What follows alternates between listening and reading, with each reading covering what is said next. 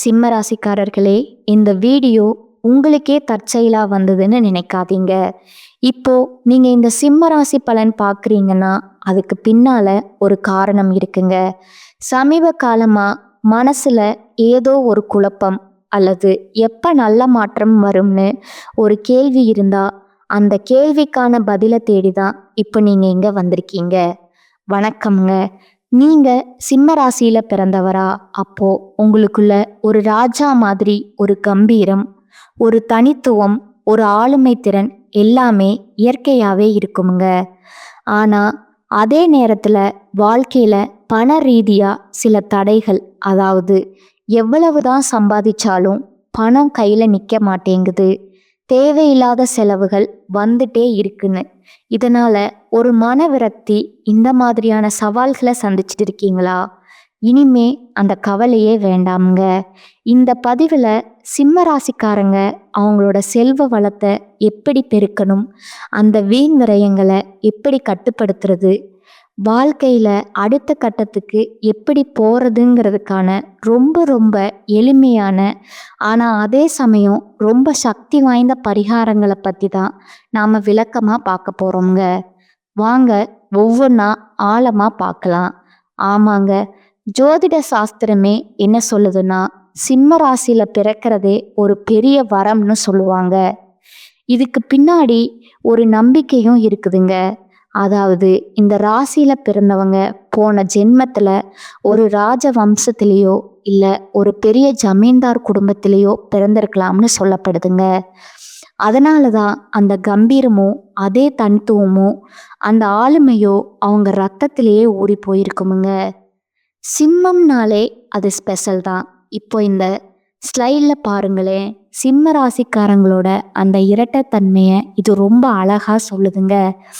அவங்க வெளியில இருந்து பார்க்கும்போது ஒரு ராஜா மாதிரி ரொம்ப தைரியமா ஒரு கூட்டத்துல தனியா தெரிகிற மாதிரி இருப்பாங்க. ஆனா அவங்களுக்குள்ள அவங்களுக்கு மட்டுமே தெரிஞ்ச ஒரு போராட்டம் ஓடிட்டே இருக்குமுங்க. பணம் நல்லா வருது, ஆனா வந்த வேகத்திலேயே போயிடுதுங்கிறத கவலை, சில சமயம் எதுக்குன்னே தெரியாம ஒரு மனவிரக்தி. இதுதான் சிம்மத்தோட அந்த ரகசிய போராட்டம்ங்க. சரி, இந்த பிரச்சனைகளை எல்லாம் எப்படி சரி செய்யறது? அதுக்கு ஒரு தெளிவான வழிகாட்டி தான் இதுங்க. நாம படிப்படியா போகலாம்.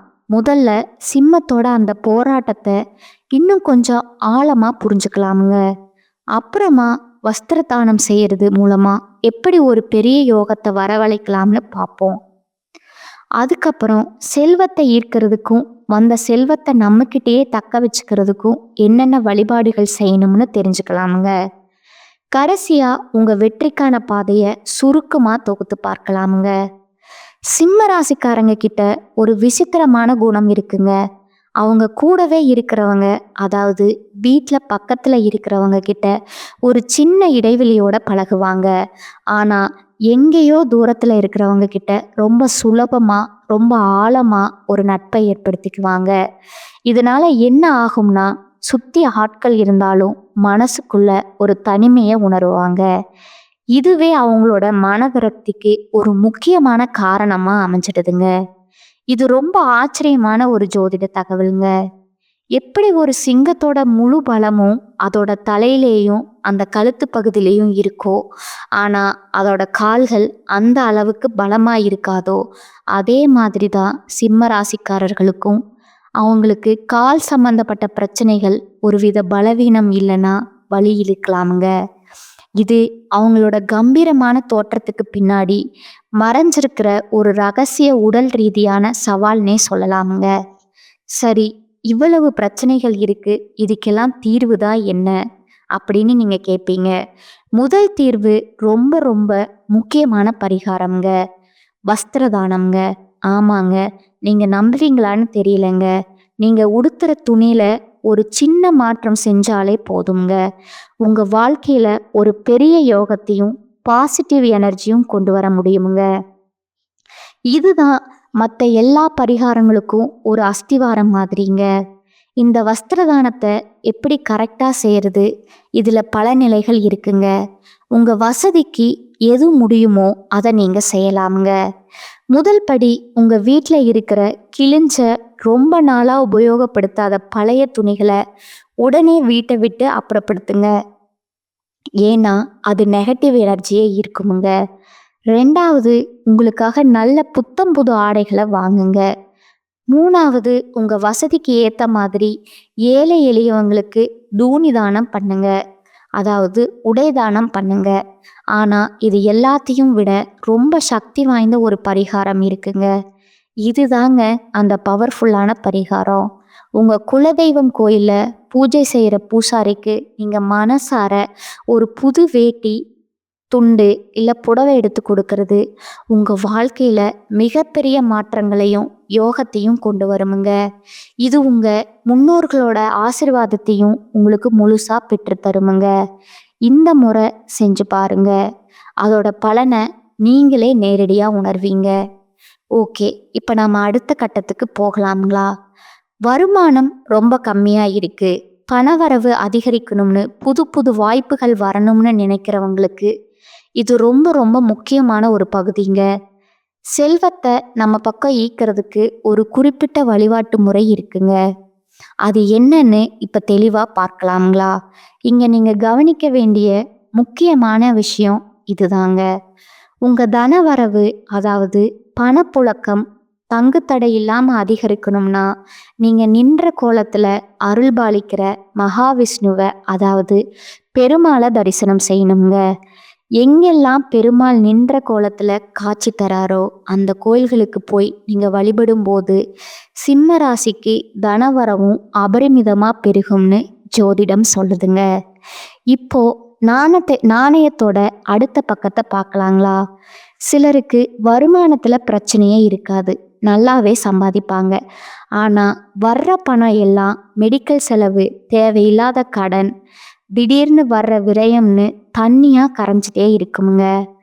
அப்படிப்பட்டவங்க கஷ்டப்பட்டு சம்பாதிச்ச பணத்தை எப்படி பாதுகாக்கிறது? உங்கள் வீண் செலவுகளை கட்டுப்படுத்தி பணத்தை கையில் தங்க வைக்கிறதுக்கு நீங்கள் போக வேண்டிய ஒரு குறிப்பிட்ட கோயில் இருக்குங்க. அதுதான் திருநீர்மலைங்க. ஆமாங்க, சென்னை பல்லாவரம் பக்கத்தில் இருக்கிற திருநீர்மலை பெருமாள் கோயிலுக்கும் சிம்ம ராசிக்கும் ஒரு பெரிய ஜோதிட ரீதியான தொடர்பு இருக்குங்க. அங்கே போய் பெருமாளை வழிபடுறது உங்கள் விரயங்களை கட்டுப்படுத்தி சேமிப்பை அதிகப்படுத்துமுங்க. திருநீர்மலைக்கும் சிம்ம ராசிக்கும் அப்படி என்னதான் தொடர்பு? இதுக்கு பின்னாடி இருக்கிற ஜோதிட கணக்குகள் என்ன அப்படின்னுலாம் நீங்கள் ரொம்ப குழப்பிக்க வேண்டாமுங்க. சில தெய்வீகமான விஷயங்களை நாம் ஏன் எதற்குன்னு நம்ம அறிவை வச்சு ஆராயத்தை விட முழுமையான நம்பிக்கையோடு செய்யும்போது தான் அதோட முழு பலனும் நமக்கு கிடைக்குமுங்க. அதனால் முழு நம்பிக்கையோட இந்த பரிகாரத்தை செய்யுங்க, நிச்சயம் பலன் உண்டுங்க. இதுவரைக்கும் நாம் பார்த்த பரிகாரங்கள் எல்லாத்தையும் இப்போ சுருக்கமாக ஒரு ஆக்ஷன் பிளான் மாதிரி பார்க்கலாங்களா? இதை நீங்கள் ஞாபகம் வச்சுக்கிறதுக்கும் உங்கள் தேவைக்கு ஏற்ற மாதிரி செயல்படுறதுக்கும் ரொம்ப சுலபமாக இருக்குமுங்க. இந்த 3 விஷயத்த உங்கள் மனசில் தெளிவாக வச்சுக்கோங்க. உங்கள் பிரச்சனை எதுவாக இருந்தாலும் அதுக்கு ஒரு தீர்வு இதில் இருக்குங்க. உங்கள் வாழ்க்கையில் பொதுவாக ஒரு யோகம் வரணும்னா வஸ்திர தானம் செய்யுங்க. உங்கள் வருமானத்தை அதிகப்படுத்தணும்னா நின்ற கோல பெருமாளை வழிபாடுங்க. உங்கள் செலவுகளை கட்டுப்படுத்தி சேமிப்பை உயர்த்தணும்னா திருநீர்மலை பெருமாளை தரிசனம் பண்ணுங்க. உங்கள் தேவை எதுவோ அதுக்கு சரியான பரிகாரத்தை தேர்ந்தெடுத்து செய்யுங்க. இதோ உங்களுக்காக ஒரு போனஸ் டிப், ரொம்ப முக்கியமான குறிப்புங்க. திருநீர்மலை கோவிலுக்கு எப்போ போனால் அதோட முழு பலனும் கிடைக்கும்? நீங்கள் எந்த கிழமையில பிறந்தீங்களோ, உதாரணத்துக்கு நீங்கள் ஒரு ஞாயிற்றுக்கிழமை பிறந்திருந்தா ஒவ்வொரு ஞாயிற்றுக்கிழமையும் திருநீர்மலைக்கு போய் பெருமாளை தரிசிக்கிறது உங்களுக்கு கிடைக்கிற பலனை பல மடங்கு அதிகரிக்குமுங்க. சிம்மராசிக்காரங்களே, உங்கள் வாழ்க்கை ஒரு ராஜாவோட வாழ்க்கை மாதிரி கம்பீரமாக இருக்க வேண்டியதுங்க. அதுக்கு தடையாக இருக்கிற சில விஷயங்களை மாற்றுறதுக்கான சக்தி வாய்ந்த வழிகளை இப்போ பார்ப்போமுங்க. இந்த எளிய செயல்கள் மூலமாக உங்கள் விதியை நீங்களே தீர்மானித்து உங்கள் வெற்றி கதையை எழுத நீங்கள் தயாராக முழு நம்பிக்கையோட முயற்சி செய்யுங்க. வெற்றி நிச்சயம்ங்க. உங்களுக்கு மார்ச் 15க்கு பிறகு சனியுடைய வக்ர நிவர்த்தியானது ஸ்டார்ட் ஆக போகுதுங்க. அதை தொடர்ந்து குருவுடைய வக்கர பயிற்சி, சுக்கிர பயிற்சி, சூரிய பயிற்சி, ராகு கேது பயிற்சின்னு கிட்டத்தட்ட ஒரு 5 பயிற்சி பலன்கள் தொடர்ச்சியாக இருக்கிறதுனால இந்த 2026 இனி வரக்கூடிய நாட்கள் அப்படிங்கிறது நிச்சயம் உங்களுக்கு ஒரு வெற்றியை தரக்கூடிய ஆண்டாகவே பார்க்கப்படுதுங்க. முதலாவதா சனியுடைய வக்ர நிவர்த்தி. சனி பகவான் மீன ராசியில வக்ர நிவர்த்தி அடையிறாருங்க. அப்படி வக்ர நிவர்த்தி அடையும் போது தற்பொழுது உங்களுக்கு இப்போ அஷ்டம சனி அப்படிங்கிறது நடந்துக்கிட்டு இருக்குங்க. அதனுடைய தாக்கம் அப்படிங்கிறது உங்களுக்கு வெகுவாகவே குறைய போகுதுங்க. அப்படி வெகுவாகவே குறையிறதுனால இந்த சனியோட தாக்கம் அப்படிங்கிறது டக்குன்னு ஒரு நல்ல முன்னேற்றம் அப்படிங்கிறது, திடீர்னு ஒரு அதிர்ஷ்டமாக இருக்கட்டும், ஒரு ராஜயோகம், இந்த மாதிரி நல்ல விஷயங்கள் உங்கள் வாழ்க்கையில் இனி வரக்கூடிய நாட்களில் பார்க்கப்படுதுங்க. இத்தனை நாட்களாக நெகட்டிவாக மட்டுமே செயல்பட்டு கொண்டிருந்த சனி பகவான் ப்ளஸ்ஸாக மாறியும் செயல்பட ஆரம்பிச்சிடுவாருங்க. அடுத்ததா குருவுடைய வக்ர பயிற்சி. இத்தனை நாட்களா 2ஆம் இடத்துல இருந்த குரு பகவான் உங்களுக்கு பொருளாதாரத்தில் எந்த ஒரு சேவிங்ஸும் பண்ணியிருக்க முடியாதுங்க. பொருளாதார விரய செலவு ஆகிட்டே இருந்திருக்குமுங்க. தற்பொழுது 2ஆம் இடத்துல இருந்து 3ஆம் இடமான லக்னஸ்தானத்தை நோக்கி குரு பகவான் போகிறதுனால இத்தனை நாட்களாக கிடைக்காம இருந்த குரு பயிற்சி பலன்கள் தற்பொழுது ஒட்டுமொத்தமாக உங்களுக்கு முழுவதுமாக கிடைக்க போகுதுங்க.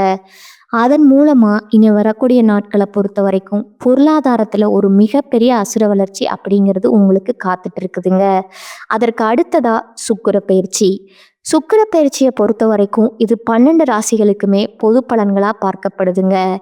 இதன் மூலமாகவும் உங்களுக்கு கூடுதல் முன்னேற்றம் அப்படிங்கிறது நிச்சயமாக ஏற்பட போகுதுங்க. ஏன்னா சுக்கிர பகவானும் புதன் பகவானோட சேர்க்கை பார்த்தீங்கன்னா அடுத்து வரக்கூடிய 90 நாட்களுக்கு இருக்கிறதுனால ஒரு உச்சத்திற்கு போகக்கூடிய வாய்ப்பு உங்களுக்கு அதிகமாக இருக்குதுங்க. அதற்கு அடுத்ததா ராகு கேது பயிற்சி. ராகு கேது பயிற்சின்னு சொன்னாவே சிம்ம ராசிக்காரங்க பயப்படுவீங்க. ஏன்னா கடந்த காலகட்டங்களில் ஏற்பட்ட இந்த ராகு கேது காலகட்டங்களில் நிறைய இழப்புகளும் கஷ்டங்களும் மன உளைச்சலும் தான் அதிகமாக சந்திச்சிருப்பீங்க. ஆனால் தற்பொழுது வரக்கூடிய இந்த ராகு கேது காலகட்டம் அப்படிங்கிறது உங்களுக்கு நிச்சயம் ஒரு மாற்று தேதியும் ஒரு வெற்றியும் தரக்கூடிய காலகட்டமாக பார்க்கப்படுதுங்க. இந்த ராகு கேது காலகட்டம் அப்படிங்கிறது உங்களுக்கு கடந்த காலகட்டங்களில் உடல் சார்ந்த பிரச்சனைகள் அப்படிங்கிறது அதிகமாக இருந்திருக்குமுங்க. என்ன நோயினே தெரியாமல் ஹாஸ்பிட்டல் போவீங்க, 2000-3000 செலவாகிட்டு இருந்திருக்குமுங்க.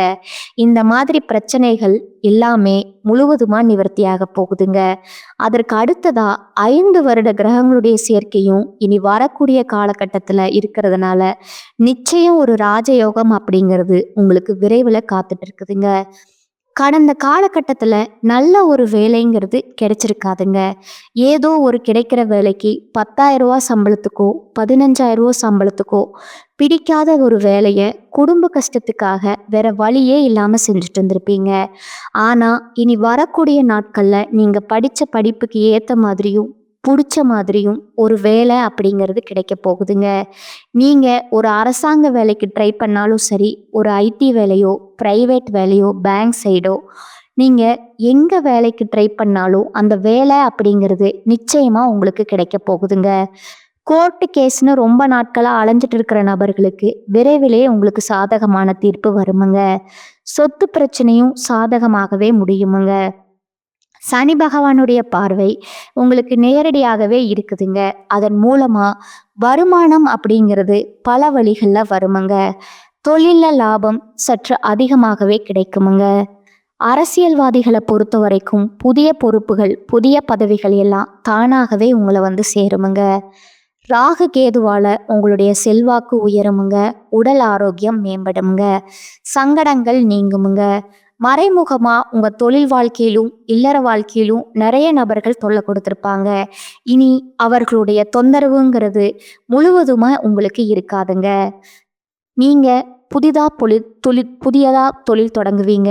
உற்பத்தியில் இருந்த தடைகள் நீங்கி தொழிலை விரிவு செய்வீங்க. வரக்கூடிய நாட்களில் விற்பனை அதிகமாகுமுங்க. ஏற்றுமதி இறக்குமதி தொழிலில் நல்ல லாபம் கிடைக்குமுங்க. நீங்கள் செய்யக்கூடியது சின்ன தொழிலோ பெரிய தொழிலோ ஒரு நல்ல வளர்ச்சி அப்படிங்கிறது நிச்சயம் உங்களுக்கு ஏற்படுமுங்க. இனி நினச்சது எல்லாமே நடக்குமுங்க. வரவேண்டிய பணம் விரைவில் கைக்கு வந்து சேருமுங்க. குடும்பத்தில் இருந்த நெருக்கடிகள் விலகுமுங்க. செல்வாக்கும் அந்தஸ்தும் உயருமுங்க. வெளிநாட்டு முயற்சிகள் வெற்றியை தருமுங்க. தெய்வ சிந்தனை அதிகமாகுமுங்க. வியாபாரத்தில் எதிர்பார்த்த லாபம் கிடைக்குமுங்க. கடந்த காலகட்டங்களில் திருமண நிலை அப்படிங்கிறது உங்களுக்கு நிறைய பிரச்சனையும் சவால்களையுமே பெரும்பாலும் சந்திச்சிருப்பீங்க. பெண்களுக்கு ஏதாவது ஒரு வகையில் திருமணம் அப்படிங்கிறது ஆயிடுதுங்க. ஆனால் ஆண்கள் தான் ரொம்ப ரொம்ப பாவம். குறிப்பாக மக நட்சத்திரக்காரங்க தான் ரொம்பவே சிரமப்பட்டு வாழ்ந்துட்டு இருப்பீங்க. கண்டிப்பாக வரக்கூடிய முதல் 6 மாதத்துக்குள்ளேயே விரைவிலேயே நீங்கள் திருமண வாழ்க்கைக்குள்ளே அடியெடுத்து வைக்க போகிறீங்க. அடுத்ததா சிம்மராசி பார்த்தீங்கன்னா, ஆண்களோ பெண்களோ வாழ்க்கை துணையை இழந்தவங்களுக்கு 2வது திருமணம், அதாவது மறுமணம் பண்ணலாமா வேண்டாமா அப்படிங்கிற மிகப்பெரிய குழப்பத்தில் இருப்பீங்க. அப்படி 2வது திருமணம் பண்ணும்போது சொந்தக்காரங்க தப்பாக பேசிடுவாங்களோ, ஊர்க்காரங்க தப்பாக நினச்சிருவாங்களோன்னு நினச்சிட்டு இருப்பீங்க. உங்களுக்கு இனி வரக்கூடிய காலகட்டத்தில் 2வது திருமணம் நீங்கள் எதிர்பார்த்த மாதிரியே நல்ல விரைவில் உங்களுக்கு அமைய போகுதுங்க. குழந்தை பாக்கியத்திற்காக எங்கே சிம்மராசி நேயர்களுக்கு விரைவிலேயே உங்கள் உடல் சார்ந்த பிரச்சனைகள் அனைத்தும் முழுவதுமாக நிவர்த்தியாகி குழந்தை பாக்கியம் அப்படிங்கிறது உங்களுக்கு நிச்சயமாக அடுத்து வரக்கூடிய 6 மாதத்துக்குள்ளேயே விரைவிலே உங்களுக்கு கிடைக்க போகுதுங்க. அடுத்ததாக உங்களோட நட்சத்திர பலன்களை பார்க்கலாங்களா? முதலாவதாக இருக்கிறவங்க மகம் நட்சத்திரக்காரங்க. சாமர்த்தியமான பேச்சின் மூலமாக காரியங்களை சாதித்து கொள்வீங்க. பணம் வரவு அதிகரிக்குமுங்க. வாழ்க்கையில் முன்னேற்றம் காண்பதற்கான வாய்ப்புகள் வருமுங்க. வெளியூர் பயணங்கள் சாதகமான பலன் தருமுங்க. மற்றவர்களோட நலனுக்காக வாதாடி வெற்றி பெறுவீங்க. கௌரவம் அந்தஸ்து உயருமுங்க. தொழில் வியாபாரத்தில் முன்னேற்றம் உண்டாகுமுங்க. பழைய பாக்கிகள் வசூலாகுமுங்க. ஆர்டர்கள் வருவது திருப்திகரமாக இருக்குமுங்க.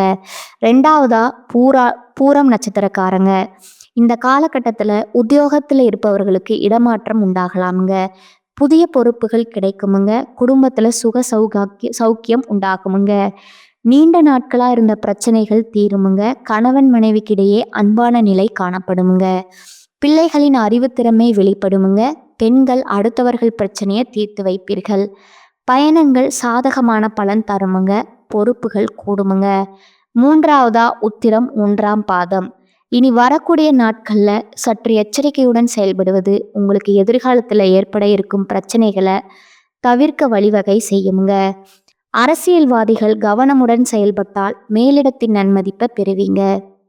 உங்களிடம் உதவி கேட்டு வருபவர்களை உதாசீனம் பயன்படுத்தாதீர்கள். மாணவர்களுக்கு பாடங்களை படிப்பதில் திருப்தி உண்டாகுமுங்க. கல்வி தொடர்பான பயணங்கள் செல்ல நேரிடலாமுங்க. உங்களுக்கான பரிகாரம் பார்த்தீங்கன்னா, முருகனை வணங்குவது உங்களுக்கு நன்மையை தருமுங்க. இந்த சேனல் உங்களுக்கு பிடிச்சிருந்தா லைக் பண்ணிக்கோங்க, ஷேர் பண்ணிக்கோங்க. வாழ்க வளமுடன், வாழ்க பல்லாண்டு. நன்றி, வணக்கம்.